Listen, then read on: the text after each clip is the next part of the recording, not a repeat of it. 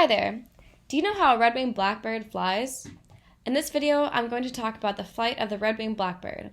I'm a student at Embry-Riddle Aeronautical University, and I have partnered with the Coastal Interpretive Center to present this information about the red-winged blackbird and the biomechanics of flight. Red-winged blackbirds are songbirds and have a very distinct song. Male red-winged blackbirds typically sing their song atop tree branches to attract females and declare their territory. Male red-winged blackbirds have sleek black feathers and red shoulder patches bordered in yellow. Female red-winged blackbirds are brown and streaked. Their beaks have some yellow around them. Both are small, stocky, and broad-shouldered birds. The Cornell Lab of Ornithology indicates that red-winged blackbirds can be found in almost all of the United States year-round.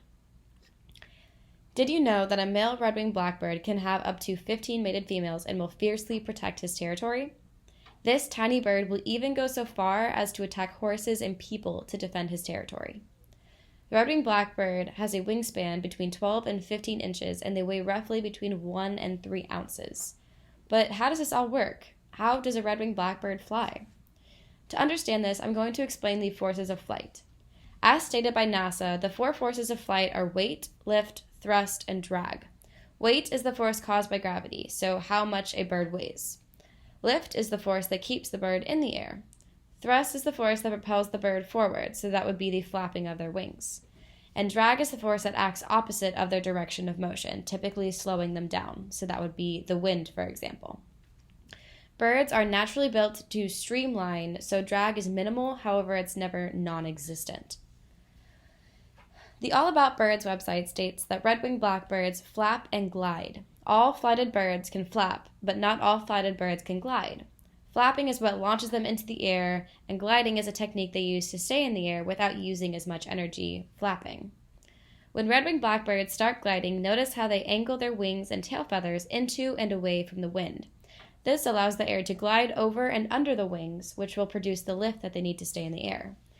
Air moves faster over the top of the wing and slower under the bottom of the wing. The slower air wants to join the faster air, so it pushes up on the bottom of the wing, creating the lift that I mentioned earlier. Red-winged blackbirds take off straight from the ground or tree branches.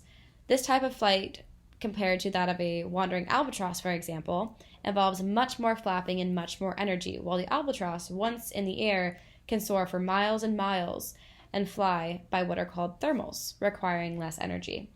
Regardless of their different techniques in flying, they both are subject to the forces of flight, and the way air flows over their wings remains the same. Red-winged blackbirds are beautiful songbirds that glide in the sky, and I encourage you to look for red-winged blackbirds, and the next time you see one, take note of how they stay in the air. I would like to thank the Coastal Interpretive Center for this opportunity to share my knowledge on the biomechanics of flight, and don't forget, keep your eye up in the sky and look for red-winged blackbirds.